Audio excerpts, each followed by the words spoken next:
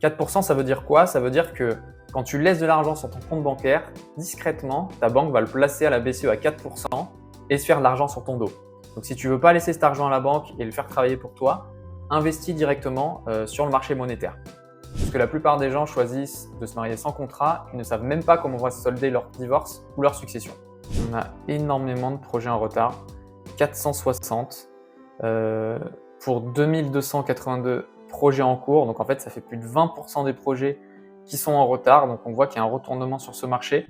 Bonjour et bienvenue sur cette première vidéo d'analyse de patrimoine sur ma chaîne. Je m'appelle Camille, j'ai fondé le cabinet de gestion de patrimoine The Wealth Office et en parallèle, j'anime une communauté de plus de 50 000 personnes sur LinkedIn. Aujourd'hui, on analyse le patrimoine d'une abonnée. C'est parti!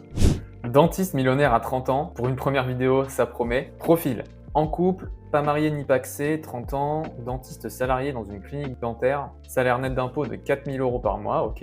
Propriétaire de ma résidence principale et de 5 biens locatifs. Ok, je comprends mieux, je suppose que c'est comme ça que tu es devenu millionnaire. Objectif: définir une stratégie d'investissement adaptée pour diversifier mon patrimoine, générer des revenus passifs confortables en vue d'une réduction ou d'un arrêt d'activité. Stratégie: j'ai beaucoup investi dans l'immobilier locatif quand les taux étaient bas dans l'objectif de me créer un patrimoine et des revenus pour la retraite. J'épargne tous les mois 200 € sur une assurance vie en ligne à bas frais. Alors les frais, c'est mon dada, donc on va vérifier ça ensemble. J'ai investi un peu en crypto et sur mon PEA, mais j'ai peur de faire de mauvais choix. Ensuite, je vois que tu as pas mal de questions, donc je te propose qu'on y réponde ensemble à la fin de la vidéo et qu'on aille voir tout de suite ton patrimoine. Alors, voyons tout ça. Patrimoine brut, 1 280 103 €, avec beaucoup d'immobilier forcément. Si on regarde le patrimoine net, voilà, donc comme je le présentais, il y a beaucoup de dettes, donc 447 553 de patrimoine net. Alors c'est déjà beaucoup pour ton âge, félicitations. 78% d'immobilier, donc quasiment tout pile 1 million d'euros d'immobilier. 180 874 € de livret. Alors c'est beaucoup, on va voir ce que tu peux faire pour remédier à ça. Actions et fonds, 54 000 €, c'est 4%, c'est peu. Compte bancaire, 27 000 €, c'est énorme. Complément des livrets, c'est beaucoup de cash qui dort. Crowdlending, 9 000 €, donc t'en as pas fait beaucoup, c'était de la diversification. Crypto également très peu exposé, 3 197 €. Et enfin, du fonds en euros. Alors regardons ça dans le détail. Immobilier. Alors l'immobilier, regardons bien par bien. Donc tu as un appartement locatif à Toulouse, une résidence principale, un appartement à Vincennes, d'accord, donc tu as investi en province et en région parisienne, c'est intéressant pour diversifier. Appartement à Poitiers, ok. Studio à Vincennes, studio Isère. Bon, Isère, je connais pas, c'est peut-être une commune en province ou un quartier. En tout cas, tu es très diversifié, c'est génial. Je sais pas comment tu gères, si tu as de la famille sur place, si tu as pris une ou des agences immobilières. Voilà, il faut savoir que l'immobilier, ça demande du temps.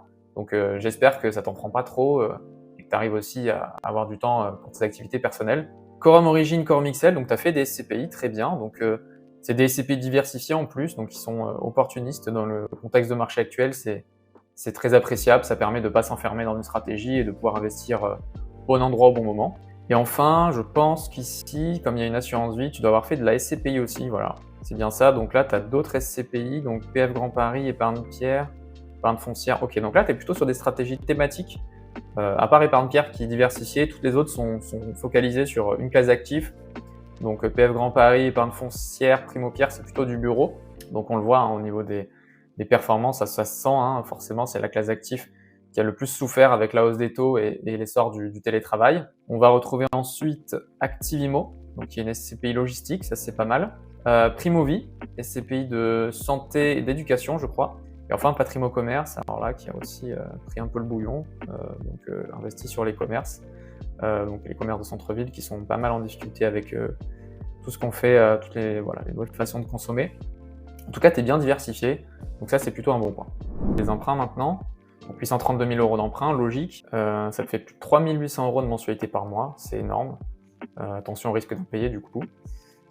C'est marrant, je vois que tu as fait l'essentiel de tes prêts au Crédit Mutuel. Alors c'est vrai, les banques, c'est pas forcément l'acteur qui va vous proposer les meilleures solutions de placement avec tout ce qu'on trouve sur Internet, mais c'est vraiment un partenaire de confiance avec lequel il faut jouer le jeu, car preuve en est, notre abonnée du jour, elle a pu largement profiter du levier bancaire pour se constituer un patrimoine dans le futur. Et ça vaut bien plus que les quelques points de base de frais que vous allez pouvoir économiser sur vos placements. Donc très bien joué. voilà, cette relation de confiance avec la banque, je pense que c'est très important. Tu as des taux qui font rêver, hein, on est en dessous de 1,5% sur la plupart des emprunts. Alors je pense que les deux ici, vu les montants, c'est ceux des SCPI Quorum. Donc forcément, les taux sur les SCPI sont un petit peu plus élevés que sur l'immobilier résidentiel. C'est pas les mêmes garanties pour les banques, donc elles répercutent ça sur les taux.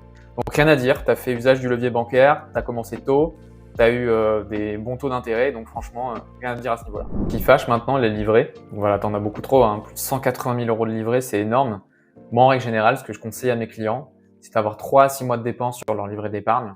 Ça va dépendre de leur situation, s'ils sont salariés ou entrepreneurs, célibataires ou mariés, avec des enfants ou pas. Et dans ton cas, c'est un petit peu particulier car tu es investisseuse immobilier et je conseille pour ces profils d'avoir encore plus d'épargne de précaution, 3 à 6 mois de loyer, à toi de placer le curseur comme tu le souhaites, parce que l'immobilier c'est certes des revenus mais c'est aussi des charges récurrentes avec les charges de copro, les taxes foncières, mais également des imprévus.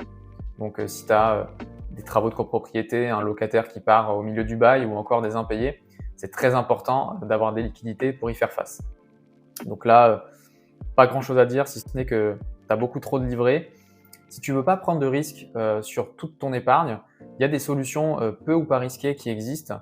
Je pense notamment aux comptes à terme sur lesquels tu peux aller chercher des taux près de 4%, les fonds monétaires également, les produits structurés qui sont des produits alors avec un niveau de risque très faible qui peuvent te permettre d'aller chercher des rendements de 5 à 6% sur la durée, ou encore les fonds euros dont les taux des rendements, dont les rendements devraient augmenter dès 2023.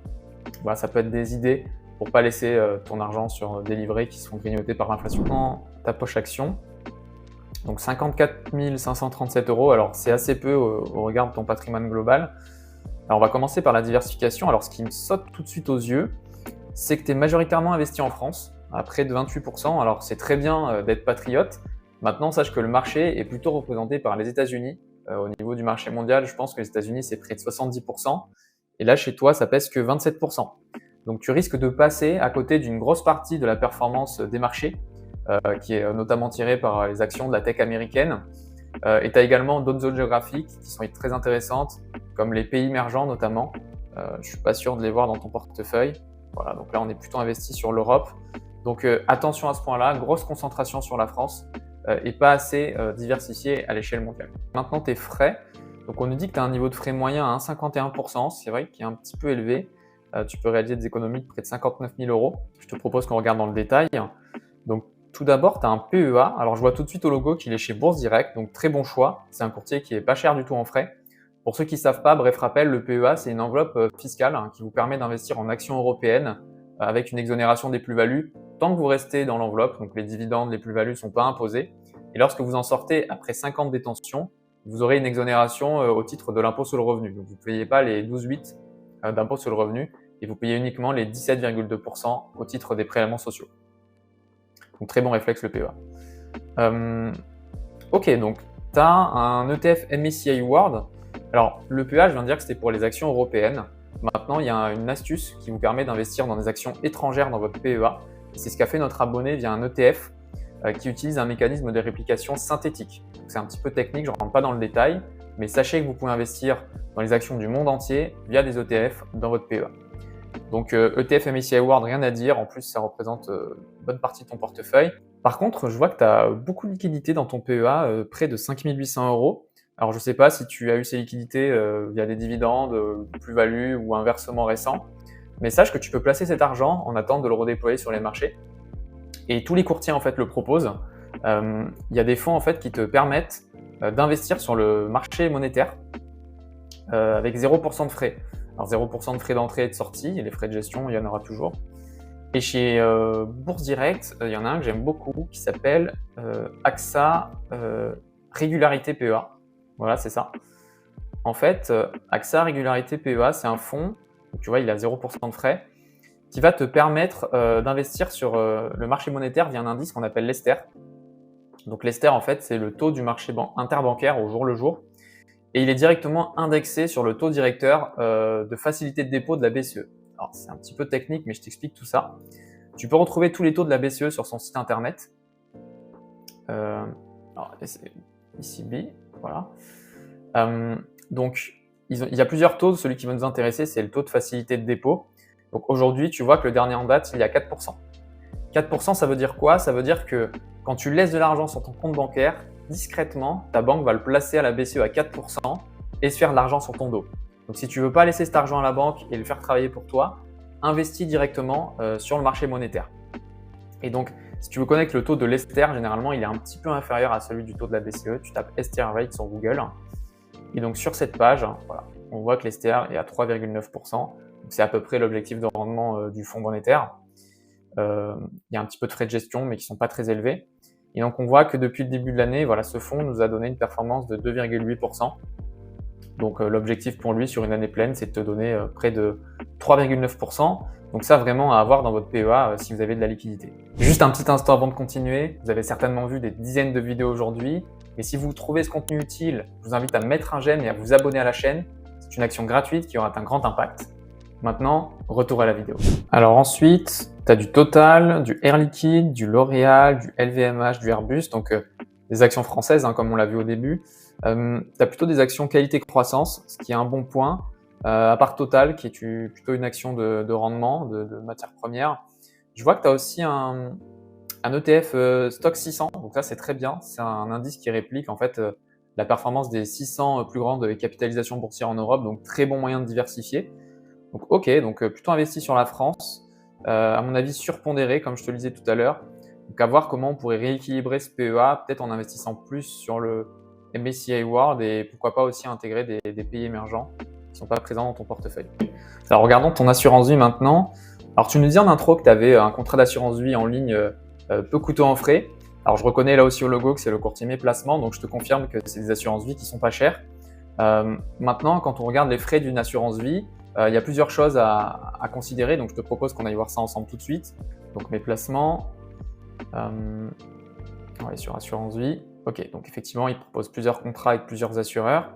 Alors moi, le premier truc que je regarde sur les frais, voilà, c'est les frais d'entrée. Donc ça, c'est les frais qui vont rémunérer ton conseiller, ton courtier. Donc ici, c'est 0% partout, donc ça, c'est plutôt un bon point. Ensuite, on a les frais de gestion unité de compte, donc c'est les frais de gestion annuels de l'assureur. Entre 0,50 et 0,60%, c'est plutôt très compétitif. Les frais d'arbitrage à zéro, alors ça, c'est normal. En 2023, payer des frais pour faire bouger son argent, c'est juste plus possible. Mais tu vois, ici, on n'a pas le détail sur les supports. Et pourtant, c'est là où les frais peuvent être les plus importants et qu'il faut chercher absolument à les optimiser. Donc, je te propose qu'on regarde ton contrat dans le détail. Ok, donc là, je suis face à un gros paradoxe. Tu as fait le choix d'un contrat d'assurance vie en ligne peu coûteux en frais, mais dans ton portefeuille, tu as investi dans des fonds actifs dont les frais de gestion doivent être très élevés. Si on regarde ligne par ligne, on a du Fidelity World. Donc, il y a un fonds, j'imagine, qui doit essayer de battre le MSCI World. On va aller voir ensemble s'il y parvient. Ensuite, tu as le fonds H2O Multibonds, qui est un fonds de gestion alternative qui a fait scandale il y a quelques années. En fait, ils ont investi dans des créances douteuses dont la valeur était proche de zéro. Si ça vous intéresse de creuser le sujet, d'ailleurs, j'ai fait une vidéo avec Mounir de la chaîne Finari où on explique ce scandale et quel recours tu peux avoir, toi, en tant qu'épargnant, pour récupérer ton argent, potentiellement. Et donc, on voit ici qu'on a une deuxième ligne, H2O Multibonds SP, pour Side Pocket. En fait, c'est le fonds dans lequel ils ont cantonné les actifs non cotés.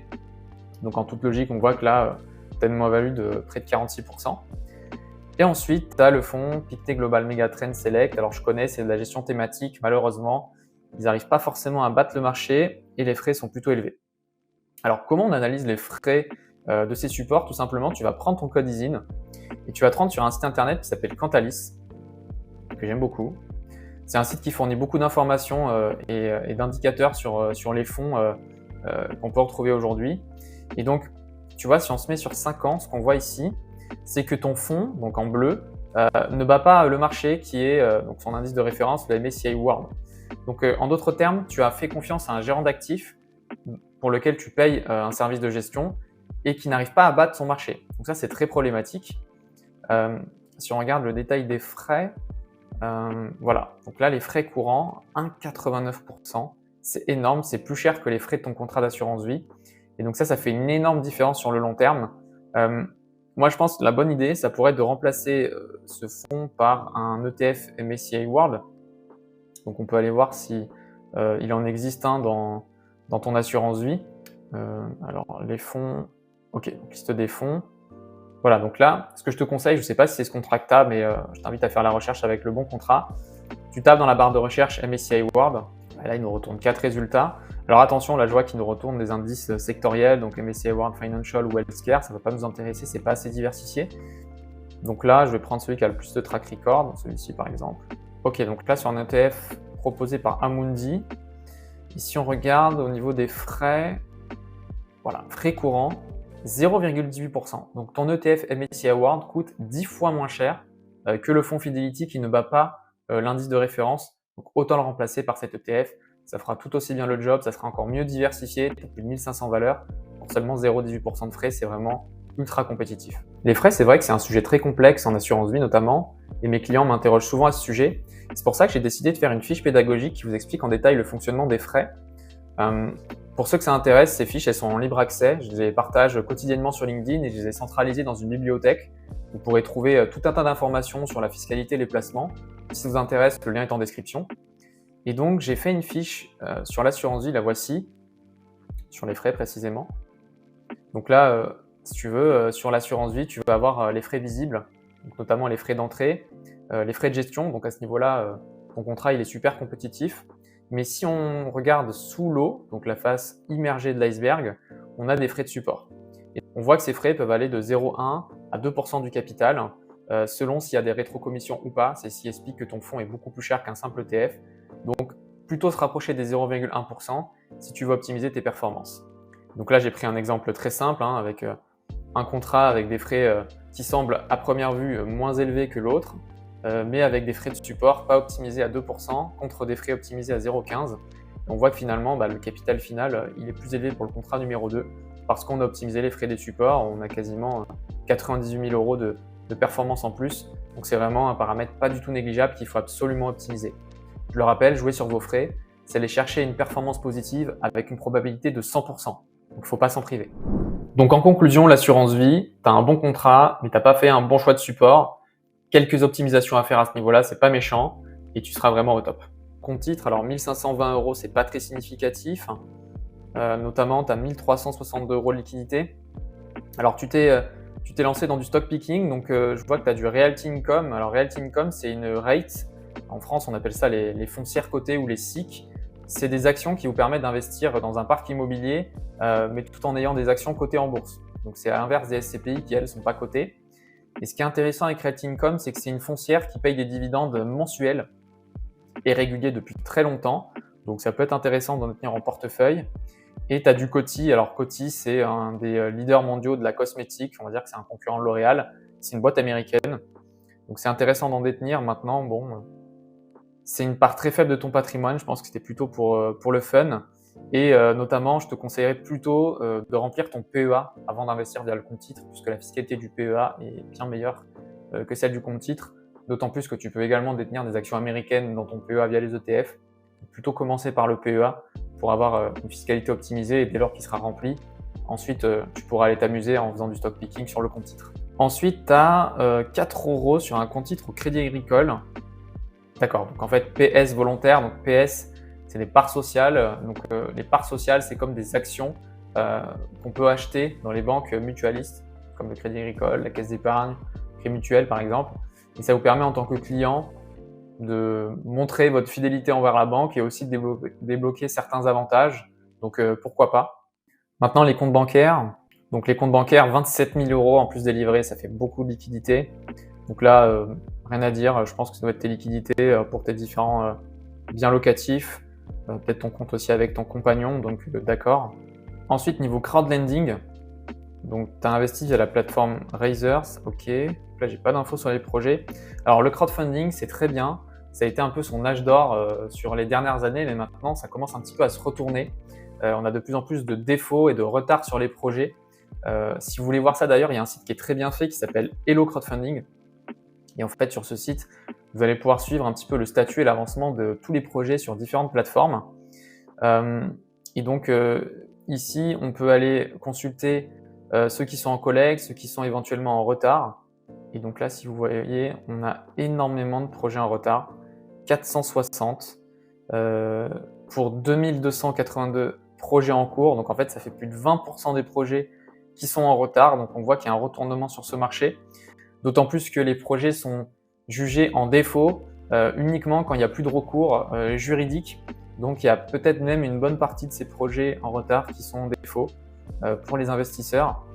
Et tu as investi que sur 2 projets. Donc ça, c'est pas assez diversifié. Le crowdfunding, c'est une classe d'actifs qui est risquée.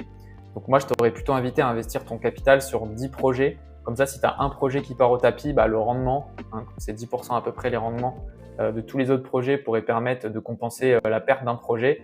Bon voilà, maintenant c'est fait. Donc croisons les doigts pour que tes projets soient pas en défaut et que tu récupères ton capital. Maintenant, moi, c'est pas une classe d'actifs sur laquelle j'investirai aujourd'hui. Avec la remontée des taux et la baisse des prix de l'immobilier, les promoteurs et les marchands de biens ne sont pas dans la meilleure posture. Crypto maintenant. Donc crypto, voilà, c'est pas très significatif. Alors tu investis via crypto.com, tu détiens sur un exchange. Attention, on risque de détenir ces cryptos sur un exchange, sur un wallet, c'est plus sécurisé. Tu as surtout de l'USD coin, donc stablecoin, qui permet effectivement de suivre l'évolution du dollar. C'est plus de 2000 euros. Un peu de Bitcoin, un peu d'Ethereum et des poussières de Chronos. Donc c'est le token en fait de l'exchange crypto.com. Et tu as des poussières également de Solana, donc c'est pas très significatif. Je sais même pas combien de temps en fait. Enfin, les fonds euros. Donc les fonds euros, 2700 euros, donc sur ton contrat mes placements. Donc le fonds euro, c'est très bien d'en détenir. C'est vrai que là, les taux n'étaient pas forcément très compétitifs, mais ça va remonter avec le marché obligataire qui reprend des couleurs. Donc pourquoi pas avoir du fonds euro, et c'est aussi un très bon moyen d'être réactif pour faire des arbitrages sur son assurance. On a fini de faire le tour de ton patrimoine. Je te propose maintenant qu'on réponde à tes questions. La première, que faire de ma capacité d'épargne? J'ai un profil dynamique et je ne souhaite pas passer du temps à gérer mes investissements car l'immobilier et mon activité professionnelle m'en prennent déjà beaucoup. Alors je ne sais pas quelle est ta capacité d'épargne, mais ce qui est sûr, c'est qu'à ta place, je n'investirai pas sur les livrets car tu en as déjà beaucoup trop. Tu as 30 ans, tu as un profil dynamique, donc moi si j'étais toi, j'investirais beaucoup plus en actions. On a vu tout à l'heure que c'était une petite partie de ton patrimoine. Donc via des ETF, tu as déjà commencé à le faire dans le PEA, c'est un très bon réflexe. C'est passif, ça prend pas de temps. Tu peux regarder une fois par an pour éventuellement rééquilibrer ton portefeuille. Ça fera très bien l'affaire. Dans quel type d'investissement devrais-je envisager de diversifier mon portefeuille? Je suis perdu avec tout ce que je lis sur Internet. Alors c'est vrai qu'on n'a pas parlé des autres classes d'actifs. Avec un profil dynamique, il faut investir principalement en actions. Mais aujourd'hui, c'est vrai que le point d'entrée n'est pas forcément idéal. Donc déjà, rentrer sur du DCA, du dollar cost average, le fait de lisser ses points d'entrée, ça peut être une bonne idée. Et à ça, tu peux coupler d'autres classes d'actifs comme des obligations. On a un très bon point d'entrée, je trouve. Les taux sont plutôt favorables. Du private equity, de la dette privée, ou encore, comme je l'ai dit tout à l'heure, des produits structurés qui te permettent d'aller capturer des rendements entre 4 et 6% en fonction de l'horizon et du sous-jacent. Donc ça pourrait être des choses intéressantes à intégrer dans ton portefeuille. Nous avons pour projet de nous marier. Quel régime matrimonial choisir? Dans la profession médicale, on me conseille surtout la séparation de biens, mais je ne suis pas sûr de comprendre les avantages et les inconvénients. Alors tout d'abord, félicitations pour ce projet de mariage, et tu fais bien de te poser la question avant de te marier, puisque la plupart des gens choisissent de se marier sans contrat et ne savent même pas comment va se solder leur divorce ou leur succession. Donc le régime de la séparation de biens, comme son nom l'indique, c'est un régime qui est séparatiste, qui consiste à avoir chacun ses revenus et son patrimoine. Donc en termes d'avantages, ça permet une gestion indépendante sans avoir à consulter son conjoint, et c'est surtout conseillé dans la profession médicale, je pense, car il s'agit d'entrepreneurs et de professions libérales. Et si jamais tu as l'intention de contracter des dettes à titre professionnel, ça te permettra, la séparation de biens, de protéger le patrimoine de ton conjoint de la poursuite des créanciers si jamais tu ne remboursais pas ton crédit. Par contre, c'est un régime qui te fait passer à côté de certains avantages si jamais tu as une philosophie de vie commune. Par exemple, si un des deux a des revenus et un patrimoine plus important, ça pourrait occasionner un déséquilibre. En cas de décès, celui qui a le patrimoine le moins important pourrait se retrouver lésé. Donc désolé, j'ai pas de réponse par défaut à te donner, ça dépend de tout à chacun. Ce que je te conseille, c'est d'avoir un dialogue avec ton conjoint et une fois que c'est fait, d'aller voir un notaire qui pourra vous conseiller sur le régime matrimonial le plus adapté. C'est tout pour aujourd'hui. Si vous souhaitez que j'analyse votre patrimoine dans une prochaine vidéo, vous trouverez le lien dans la description. N'oubliez pas de laisser un j'aime et de vous abonner à la chaîne, ça me soutient beaucoup et ça vous permettra d'être informé de mes prochains contenus. Restez encore un petit peu, d'autres vidéos vont s'afficher à l'écran. Merci d'avoir regardé, c'était Camille, prenez soin de vous.